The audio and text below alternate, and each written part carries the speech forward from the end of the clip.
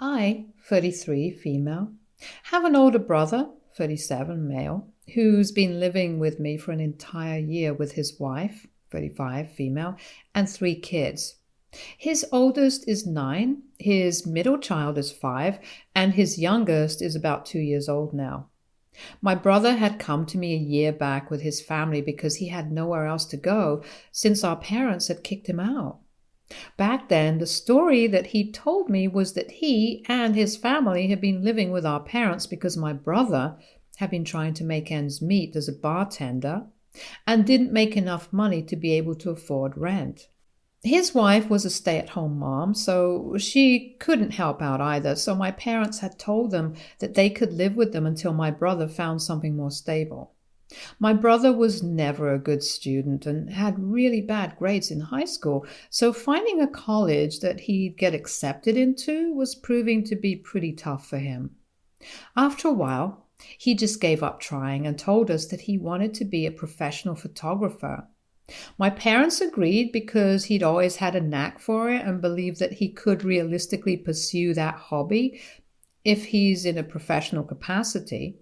They even invested in him and bought him a professional-grade camera. Nothing came out of it, unfortunately, and within a year he had changed his mind. Then he wanted to be a graphic designer and wasted another year and then a painter.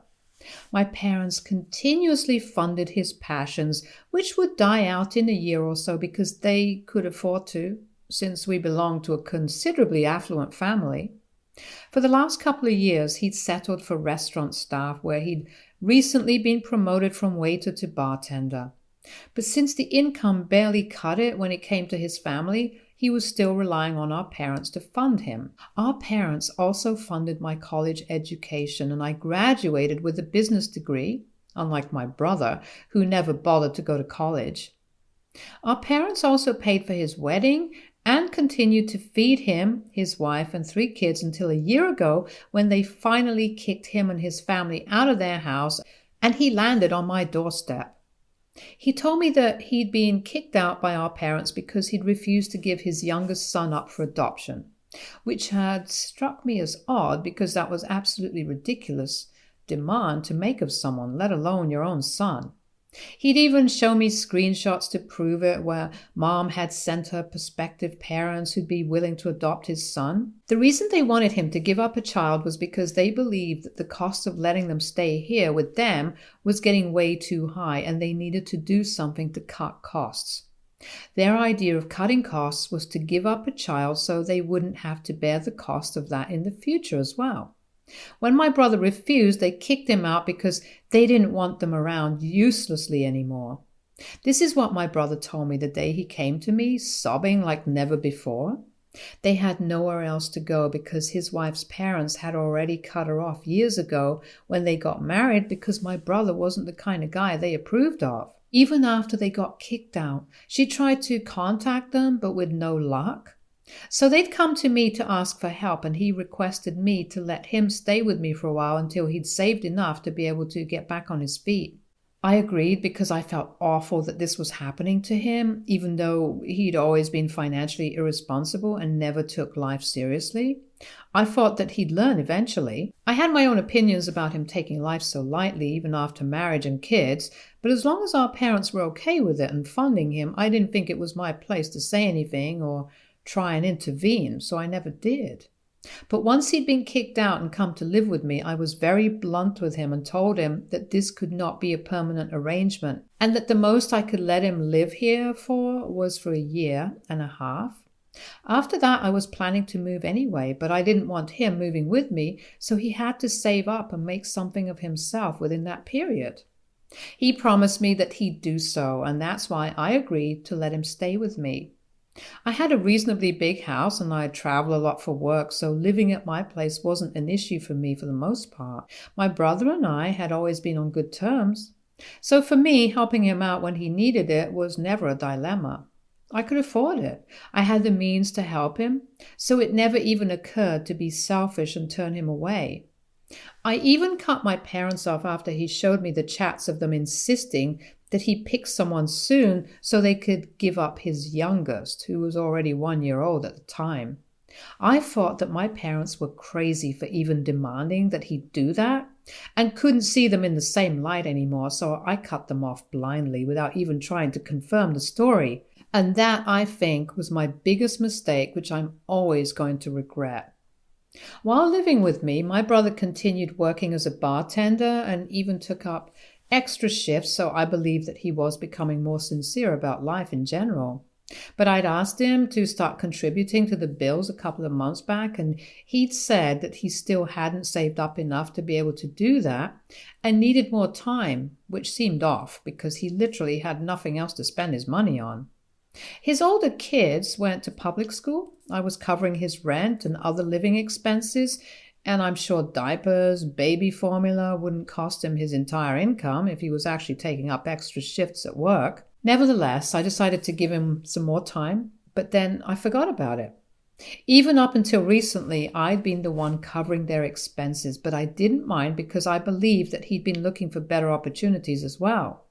And by the time I would move out of this house, he'd be ready for it as well. The truth about everything only came out about a week ago when I ran into our parents at a party. I was attending a friend's son's birthday party, and there I ran into my parents by coincidence because apparently my friend's parents were friends with my parents. We didn't know that earlier since we became friends at a work event and hadn't exactly discussed our parents. I also have a really common last name, so she must not have made that connection either. When I realized that they were there at the party, I tried to avoid them so I wouldn't have to go through an awkward conversation. But they cornered me somehow. I told them right away that I wasn't going to forgive them after what they asked of my brother because it was simply not okay, so they didn't have to waste their breath to apologize. But instead, my father told me another version of the story and even showed me proof to back it up.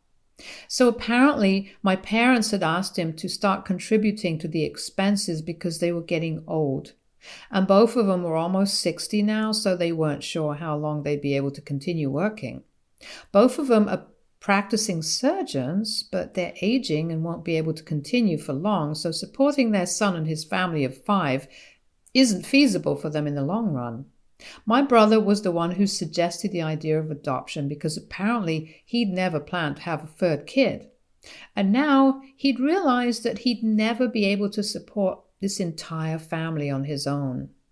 My parents were against the idea and tried to get him to change his mind, but he didn't.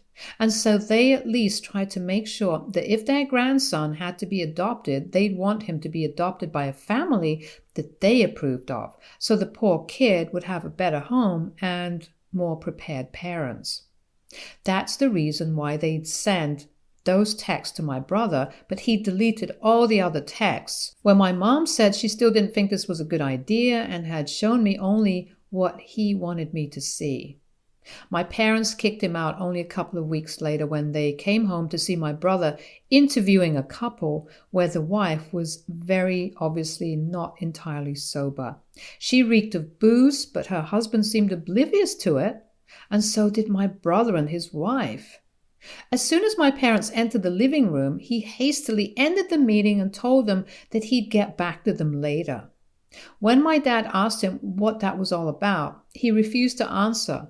But after some arguing, he opened up and told him that the couple they just met were willing to pay a huge amount to adopt their son because the mother had a bit of an alcohol problem and had been rejected by several adoption agencies already. So this was their last resort.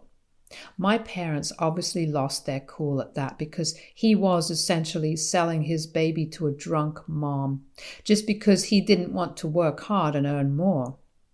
That led to a huge fight that day, and my parents finally kicked him out because they just couldn't stand by and watch these things happen anymore. My parents had half a mind to call CPS, but didn't out of fear that their grandkids would be taken away since nobody in our family would be willing to adopt them entirely. I was always too busy working, and my parents were getting old, so we couldn't just adopt them. But neither could we abandon them.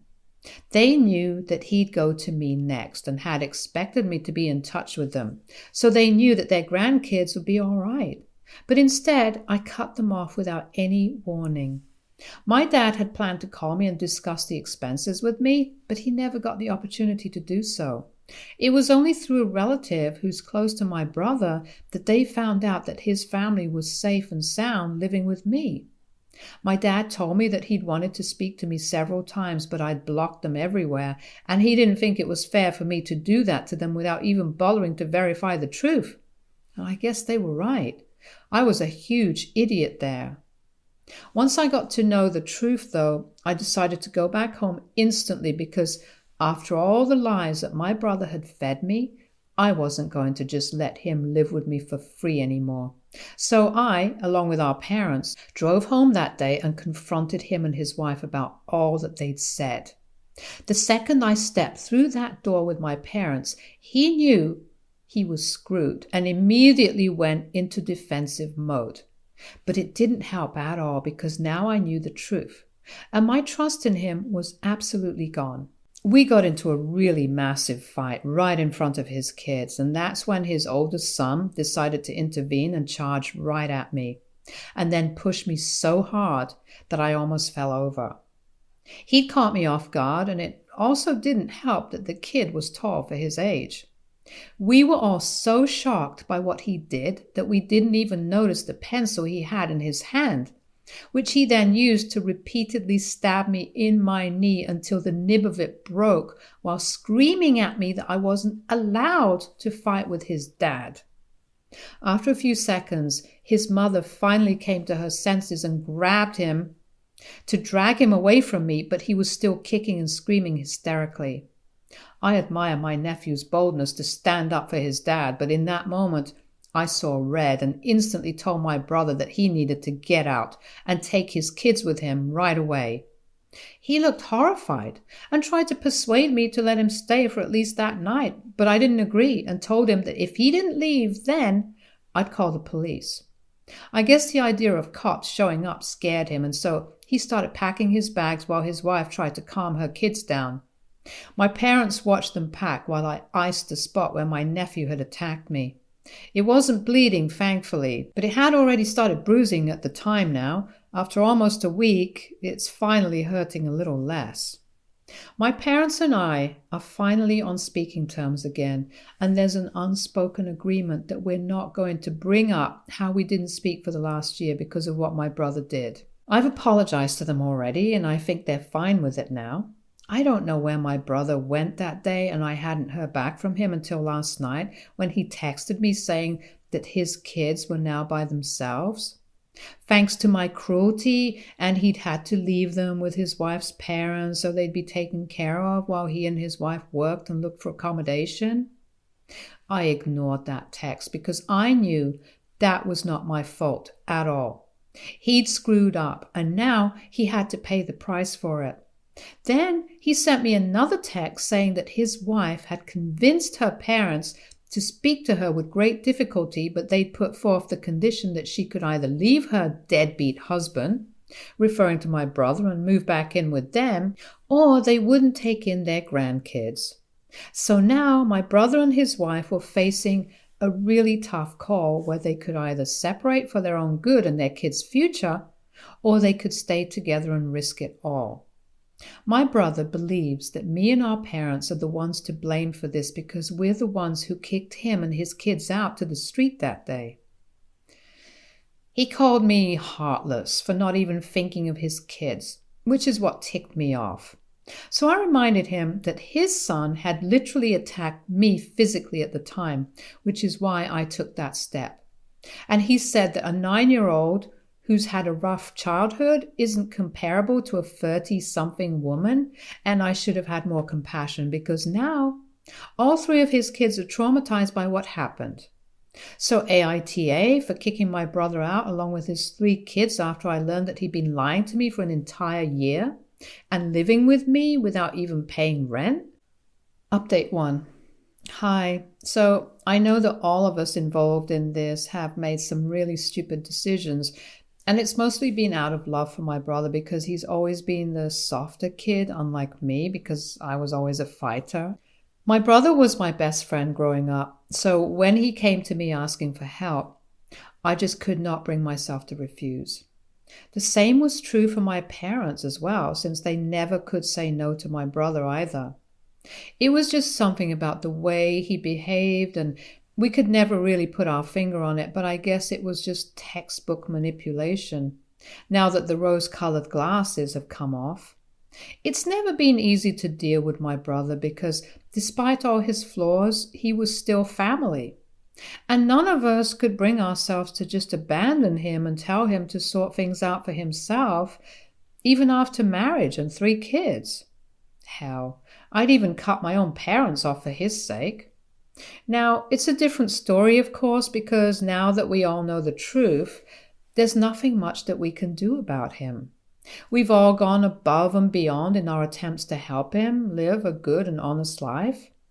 But it's just pointless because to lead a life like that, he has to be a good and honest man first, which he's proven that he isn't. It's been about 3 days since I made my original post, and I still haven't responded to his last text about how I should have at least let his kids stay with me. I told my parents about it recently, but they told me that he was almost 40 now and he could deal with his problems on his own from this point onwards because we'd done all that we could to help him. But if he didn't want to be helped then, that really wasn't on us. His in-laws have the right idea about him, and they're doing exactly what we should have done to get him to fall back in line. Given him an ultimatum and made sure he stuck to his words instead of treating him like a namby-pamby baby all the damn time. We were all worried about the kids, but after what happened with his oldest son, I was shaken up because it just wasn't natural or okay for a literal child to be acting out like that. My parents also agree and think that it's best for them to handle their kids on their own now, and if that makes us cruel or selfish people, then we'll accept that verdict as well. We just cannot go on forgiving my brother for things he's not even sorry for. Update 2. 1 week has passed since the last update, and yesterday my brother's in-laws reached out to my parents recently and asked them if they'd like to continue to be a part of their grandkids' lives, and my parents, of course, said yes. I said no because while I do love my nephews, I wouldn't want to be a part of their lives after what happened. I don't care if people think I'm cruel for holding that incident against a bunch of kids. I just don't want anything to remind either them or me of that incident at all. We're all better off this way, and this is how it should have always been for me. I should have known where to draw the line instead of going above and beyond for my brother and his family.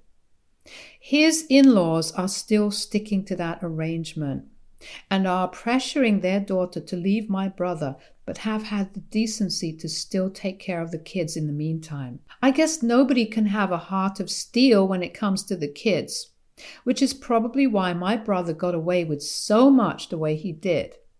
But he can't continue to use his children as a shield forever, and he should have known that. He texted me again last night, begging me to take his kids in for at least a while in case he fails to persuade his in-laws to let his wife stay with him. I feel bad, but like I already said right before this, I cannot take his kids in anymore, and neither do I wish to interact with them. I wish them the best and hope that they're safe and sound for the rest of their lives, but I don't want to be part of their life anymore. I explained this to him in my text, and he hasn't replied to that yet, but I don't blame him for it either. What is he even supposed to say to a text that essentially means that he shouldn't hold out any hope? At least as far as I'm concerned, because he's only going to be disappointed.